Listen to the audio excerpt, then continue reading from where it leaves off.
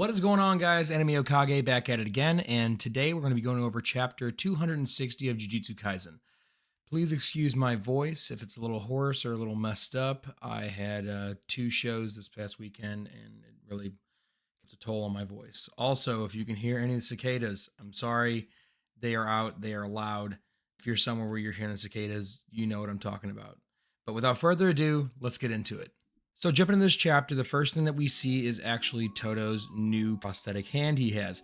And the prosthetic hand he has is what's called a vibra slap. And it is kind of a percussive instrument where it has, I'll put a picture of one up here, but it has a ball up top. It falls down a bent metal, very thick wire or a very thick protrusion of metal. And it goes down to a wooden box that has a metal pin in it. And whenever you slap the top, the ball, it vibrates all the way down and makes the metal inside of the wooden box slap against the wood over and over and over again, tons and tons of times, where it kind of sounds like a rattlesnake. I'll play something that sounds like or I'll just play a vibra slap right here. That's the professional way to do it. All right. And this, I didn't know how I felt about it at first. I actually really did not like it at first. But the more that I let it grow on me and the more that it made sense, yeah, I really like it. Would I have liked some kind of like prosthetic hand that also has a vibra slap built into it on the back end or something, like shooting off so we can kind of slap his forearm and it happens? Yes, but we're dealing with limited amount of time here and Mekamaru isn't here anymore. So it's not like he can just build something for Todo. This is the best of a bad situation. But also this bad situation completely buffed his ability of Boogie Woogie. It is so believably overpowered right now, and you'll find out why as we go on to the chapter. So Todo was able to adapt Boogie Woogie to no longer be a clap, and rather now be the point and when the vibra slap metal inside of the wooden box hits the wood. But it's not just every time he hits the vibra slap, it's every time that that wood hits the metal inside of the vibra slap, which it sounds like a rattlesnake. You can guess this thing's going off between 20 and 80 times in a second. Just again, I'll play the sound. But this wildly expands Todo's curse technique because now he's able to perform a swap 50 times within a second. That's insanity. And then also he's able to put a binding vow on it to where he's able to extend the range by the lower amount of swaps that he's going to do, I believe. So he could the motherfucking down him so he could expand his range wildly, way farther than he ever could before if he says, I'm only going to swap 3 things instead of 50. He was doing just fine with the technique as it was before. So even though he lost a hand, if it comes down to pure battle talent and ability, there was no loss here. He did nothing but excel. And I see a lot of people getting this wrong about the vibra slap. They think every time that he enacts it, he needs to hit that ball all the way down to the wood. And it kind of looks like Gege thinks that as well. He doesn't need to slap that all the way down to the box because the ball and the box are not what's making the sound. It's the metal pin on the inside that is making all the sound.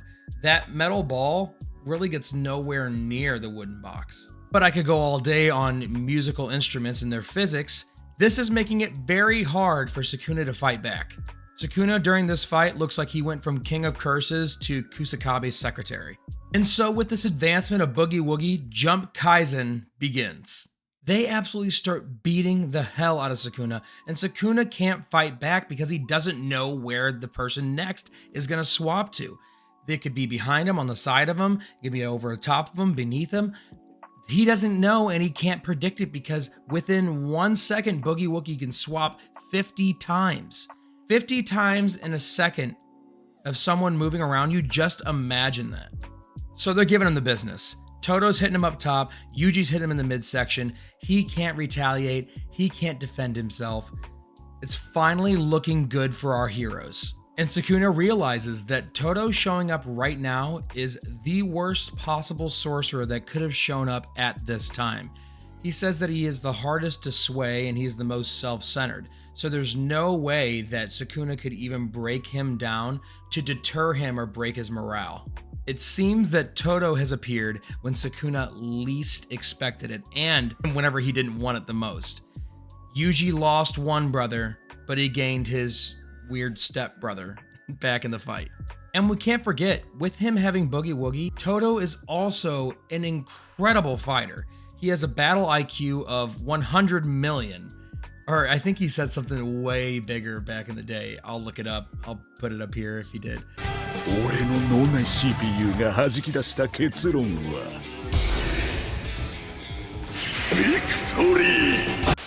But he is an incredible fighter. He's incredibly strong, and he can fight right with the best of them, probably better than anyone who has physically fought against Sukuna to this moment besides Maki and Yuji. And of course, Gojo, but we're going to be talking a lot about Gojo here in a little bit, you'll see. Todo swaps Sukuna into the sky, and as Sukuna is falling down towards Todo, rears back for a kick. But as soon as he's about to kick, thinking surely enough, Sukuna can't dodge in midair, he does. He simply leaps right over him midair. And I think he's kind of using the same kind of technique that Toji and Maki can use, how they can actually reflect off the air because their movements are so strong and fast. And I think that's how he's dodging it. I don't know. Do not quote me on that. It's just a thought or a theory. And Todo thinks the same thing, like, well, dodged in midair? Well, I'll find out how later. The best part is knowing that he can. So they're not going to make a mistake of possibly messing that up again. And right after that moment, Yuji shows his love for the American pastime, and he launches a rock imbued with cursed energy as fast as he can at Sukuna.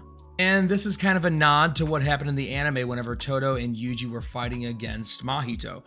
They performed this exact same technique, but instead it was Todo switching places with the rock and flying at Mahito at like Mach 10. The rock is coming so fast to Sukuna. At last second, Todo enacts Boogie Woogie and swaps Yuji and the rock, and Yuji is able to land a devastating missile kick straight to the abdomen. I know that Sukuna is really taking a beating here, but I think it's escaping us that every time that Yuji hits Sukuna, he's attacking the barrier between Sukuna and Megumi's soul. So with every single attack that's landed by Yuji, Sukuna is overall getting weaker, not just injured. He is getting chiseled away as the fight goes on. And before we go much further, I just want to say this is the chapter we have been waiting for. We have been getting destroyed as the hero side for so long, and it just seemed like the Sukuna cycle. We get a little bit of hope go away, and Sukuna would come out of it by making some ass-pull binding vow. This one looks as if this may be a real consequence for Sukuna, and this damage might actually stick and lead to something greater. Right after that missile kick, Yuji is like riding Sukuna like a boogie board. Pun intended. He's riding Sukuna like a boogie board over the ground, and Sukuna reaches up and grabs Yuji's face. He seems to do this a lot, grabbing Yuji's face.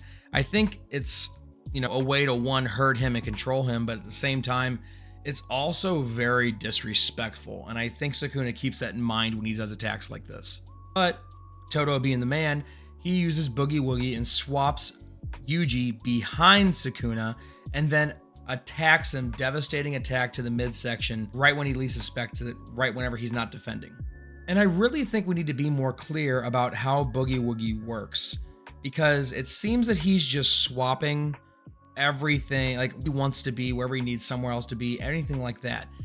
I have been under the impression this entire time that for Boogie Woogie to work, he needs to, like, two objects or two things that have cursed energy output of some kind, even like the rock that Yuji imbued with cursed energy. It seems as if this doesn't apply anymore. Like, I guess with the Vibra Slap, he doesn't need it to actually have cursed energy, but I feel like that takes a lot away from like how broken Boogie Woogie is. It has to have some kind of condition to where like, makes sense, or that overpower because both things have to have cursed energy output. If he's just able to swap everywhere, that is crazy, and I can't imagine anyone being able to fight against it. One idea I had, if the imbuement still stands, that they have to imbue something. Todo's cursed tool that he can keep with him is a bag of sand. I know, pocket sand, self-defense. pocket sand. But I'm thinking that that sand, if he were to grab a handful of it at a time, or even a pinch of sand, and imbued that pinch or that handful of sand with cursed energy, and just threw it over the battlefield, or even threw it up in the air and was able to swap with it then, each and every one of those grains of sand, he would be able to swap with because it has some kind of cursed energy output. Now think of how broken that is if you throw those all over the field, or before you go into battle, you throw some sand behind you to make like a checkpoint. If you're about to be attacked or destroyed, or you guys get in some kind of sticky situation, you simply swap with that sand back at the start and you can retreat. I really feel like this could be used incredibly, which it already is, but I feel like it could be used so well if that condition is still in play. I hope we find out later on it. Right now, I'm just excited to see Todo and Yuji pulling off some Jump Kaisen. I really, really want that condition to still be there, because a condition to be met for a good technique is something that I appreciate and I love so much, because the character has to be very creative and they have to be very witty to make sure that those conditions are met. Anyways, let's get back to Sukuna getting his ass handed to him. It shows Todo, Yuji, and Sukuna in kind of this roulette kind of world staring at each other. And this is Sukuna thinking, because Sukuna says the fact that he can regulate how many swaps happen within one tap of the Vibra Slap. He can go 1 swap, he can go 12 swaps, he can go 32 swaps, he can go 50 swaps, and anywhere in between. So there's no way of predicting how many times it's going to swap within that 1 second. But Sukuna, being Sukuna, thinks, I already figured it out. There's one moment to where I know they're going to swap. And Sukuna believes that this moment that they're going to swap is whenever Yuji is at his peak of focus. And Todo can tell when this is because, of course, his super high battle IQ. This is what Sukuna thinks he's figured out. And he's getting kind of spoiled, because every time that he's thought of a technique or something that's going to work, it does, because he is a cursed Jujutsu genius. So he's not used to being wrong. Todo's going to show him that he can be wrong, though, and he's severely wrong in this situation. As Yuji swaps again with Boogie Woogie, he slams Sukuna in the abdomen yet again and blasts him through a column of the building. Now, this is where Sukuna says his focus is starting to sharpen more and more. As Yuji fights, he gets more in the zone. And also, counting those 8 black flashes that he had before, he is so in tune with the battle, and he is so in tune when it comes to his reflexes and his reactions. And Sukuna thinks that this next time they're going to swap, they're going to go for a feint, which means they're going to fake the swap so that he turns around and gives Yuji an open target to hit. So Sukuna, thinking that while Yuji is charging up a punch, he's actually charging a punch. This gives Sukuna the time to think about, I'm going to hit him straight back right here because he's not going to move. But in that moment, Sukuna senses one of Mei's crows behind him, and he thinks they are going to swap. They were going to trick me, thinking it's a feint. So he turns around and he completely juices this crow. He runs his foot through it like it's a blender. And as Sukuna is turned around, absolutely punishing this crow for existing, Yuji is about to strike. And Sukuna in that moment thinks, shit, they didn't swap. Todo confirms this with saying 3 levels of concealment. He hit an attack within a concealment, within a concealment, within another concealment. If you guys didn't believe me about Todo's battle IQ, please take this for a reference. So with that, Yuji is able to land his 9th black flash of this fight. There's no way that Sukuna is not feeling this at this point. He's been hit with 9 black flashes. On top of that, each one of Yuji's regular strikes shakes the barrier between his and Megumi's soul. So that being stacked up with black flash has to be almost freeing Megumi at this point. And this is where we get to see Yuji's weird, like, demon claws finally come into play. I mean, if this is all they can do, I mean, cool, but it's not like you got a big, like, leg up in the fight. But he finally uses those demon claws to rip into Sukuna right after he hit him with that black flash. So he grabs onto his chest and starts digging into his body. And you can see it on the screen. I mean, panel to where it's like showing kind of sounds that are coming out of it. He is starting to rip Sukuna apart from the inside. And Sukuna can't do anything about it because he's already been hit with a black flash and had his, wrong, and he's been disrupted. And there's no telling how weak he truly is at this point. And this is where we get some fill-in on that particular situation. Apparently, from all these attacks and everything, his cursed energy has dropped to the same level as Yuta. So Yuta is like a bottomless well of cursed energy, but he still doesn't have as much cursed energy as Sukuna, or he doesn't have the level of efficiency as Sukuna. So it says here that if he were to regain his burnt out technique of his domain expansion, he will be able to spam his domain expansion as many times as he needed, over and over and over again. Sukuna is kind of adapting what Gojo did with his domain expansion because Gojo only needed to use one hand for Unlimited Void. But Sukuna needed to use both hands on both sides, and that makes it to where with him missing both of his left hands right now, he can't make a sign for domain expansion. So perhaps he's using yet another binding vow to try and make it to where the hand sign to enact Malevolent Shrine is now the sign that Gojo had made before for Unlimited Void.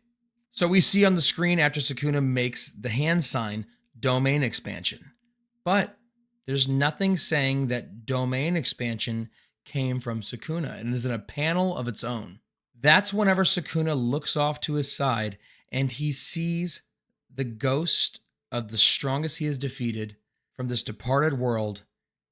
He sees none other than the ghost of Gojo Satoru, or Satoru Gojo. He says specifically, there's no mistaking those eyes. Now that's the end of the chapter, but I have some theories here, and I hope that you guys will agree with at least one of them. So, is Gojo back? I hope he's back. Is Gojo back? I hope so, because I loved Gojo. He was fantastic. He was a great protagonist. He wasn't the main protagonist, but he was a fantastic protagonist. And even though he was so overpowered, I don't know, there was something about watching him be there and be that strong. It's kind of like watching Goku again through Dragon Ball. Maybe ways around to defeat him like Sukuna did, but just having him there gives you a sense of it's going to be okay, which we have not had a sense of it's going to be okay in a very long time with Jujutsu Kaisen. So if Gojo is back, how did he come back? Did Shoko revive him with reverse cursed energy? Did he give away one of his eyes in a binding vow to come back? Because in this panel, we only see one of Gojo's eyes. And a lot of things in the past, be it like music videos, be it other manga panels, we've been given a lot of hints to Gojo losing one of his eyes. Now, that never happened, but does it happen now? Because now would be the perfect time for him to lose one of his eyes, thus dropping his six eyes technique dramatically. And that being kind of the nerf that Gojo needed in order to stay a relevant character within the story. I would be totally okay with him losing an eye and coming back and fighting at like 50% capacity, because 60 to 50% capacity is just about as strong as the other strongest characters in the story already. Gojo was that high above. And if Gojo is back, did he say domain expansion? We don't see his arm up. We don't see anything like that, because he may be enacting his domain to stop Sukuna's domain, or he may know a way to target just Sukuna in the Unlimited Void and give everybody else the chance to attack and destroy, or himself even. It could have been him. Now also, it could have been Yuji. Yuji may be pulling off his first domain expansion of a technique we've never seen. And perhaps his hand sign is his hands inside of Sukuna right now. Now, his hand sign might just be a kind of a claw that he has to put his hand into to make his domain expansion. Or perhaps he has made such an incredible binding vow to where he will give up the ability to do domain expansion for the rest of his Jujutsu career, and the hand sign in the binding vow must include being lodged inside of Sukuna. What do you mean by that? I know that sounds crazy, but imagine how powerful a domain would be if the binding vow placed upon it was that you could only use it whenever it was in the chest of the one person that you desire to kill. One person in the entire world, it is locked to only that person being able to use it on. And you have to be able to have your hand inside their chest. I can't imagine conditions that would make a domain expansion more powerful than this right now. And who knows? Maybe Yuji's domain expansion is something that allows him to pull the vestiges of all of his friends and all of his comrades to fight within his domain against whoever he's fighting. And if my theory is correct on that, he would be able to bring the power of all of his friends back in order to fight within his domain as kind of energy structures that would fight with him on his behalf.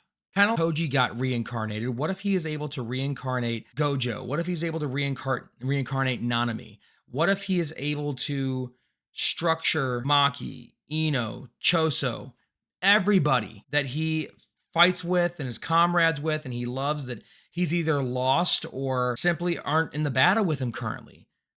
What a domain expansion, and what a way to show that the power of fighting together is better than someone who fights alone like Sukuna. I don't know. At this point, it could be so many things, but I really want to put my money on it being Yuji's domain expansion and the binding vow being that it has to be his hand lodged inside of Sukuna's chest at that moment in order to enact it. I mean, think about it from the premise of like to where Kurapika could only use chain jail when it was on one of the 13 of the Phantom Troop. And placing that condition upon chain jail made it to where nobody could break out of Kurapika's chain jail. And he was able to even hold the likes of Uvagin. And if he placed chain jail on anyone else that wasn't a part of the Phantom Troop, he had a like dagger inside of his chest that would then stab his heart and kill him in that moment. And that's what made the condition so powerful, like the end contract that he made with chain jail, is the fact that there had to be so much condition met before this super powerful technique could be acted. It goes back to like the law of equivalent exchange. Humankind cannot gain anything without first giving something in return. To obtain, something of equal value must be lost. That is alchemy's first law of equivalent exchange. I don't know, I'm starting to ramble about Hunter x Hunter stuff now, which I'm excited about because Hunter x Hunter is coming back.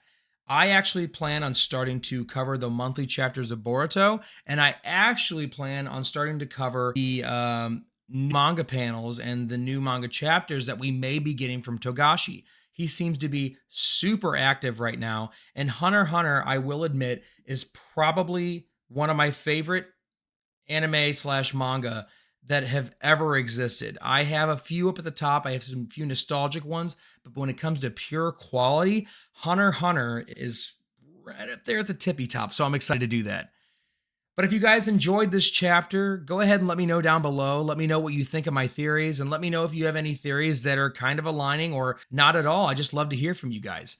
Thank you so much for tuning in. I'm Enemy Okage. See you later.